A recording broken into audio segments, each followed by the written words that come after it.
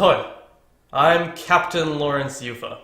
On the last episode of Captain's Log, we discussed the Dorian Greeks, who would become the Cretan pirates, Homer on piracy, and how easy it was to be a pirate. We now arrive into the Archaic Greek period, which lasted from the 8th century BC to 480 BC. This period had some very important encounters with piracy, although some were more important than others. The latter half of this period is more important when it comes to piracy, so we will spend a few videos discussing this period.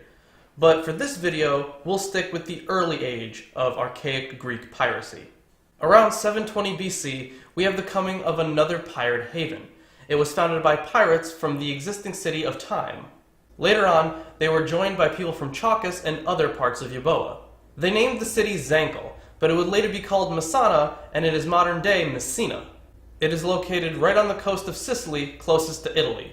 It's unclear as to how exactly this city was founded. It could be that pirates were looking for a new place to practice piracy, making the strait between Sicily and Italy a very good location.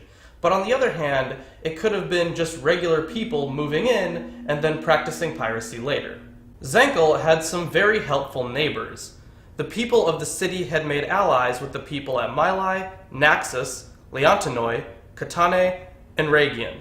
The geography of these settlements makes it certain that the Euboeans were interested in metal, those in Zancle and Rhegion were interested in shipping, transport, and communication, and those in Mylae, Naxos, Leontonoi, and Catane were interested in agriculture. The harbor of Zancle was capable of sheltering up to 600 vessels. Even large ships could lie close to the shore, in water 100 yards deep. About 20 to 24 miles from the Pelorian promontory outside the Straits of Messina is a small peninsula stretching some 4 miles into the sea. On this, the Zanclians built a castle in about 716 BC. Thus, the east coast of Sicily and part of the north were rapidly colonized by the Greeks without serious opposition. By the end of the 8th century BC, the Euboean settlement was already able to maintain themselves. They had plenty of food, and they had a good market on metals. Given this, the people in Zancle were able to call upon the agricultural surplus of places like Naxos and Mylae. The function of Zancle and Rhegion were clear. They had to assist and expedite cargoes moving to and from the city of Cumae, and to admit competitors only when they operated under Cumenian interests. This amounted to plenty of piracy, and this small international pirate ring would thrive until the city of Zancle was sacked in 4th century BC.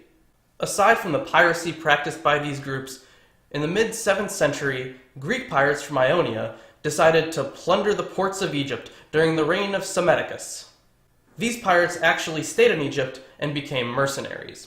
Archaic Greece had its fair share of piracy, and next time we'll discuss the life and times of one of the most destructive pirates in the era, Polycrates. This is when piracy began to shift from just being a scourge of the sea to an actual political problem. This is when things got really heated in the history of piracy. But that's all for this week. Till next time, fair winds, for we may never meet here again.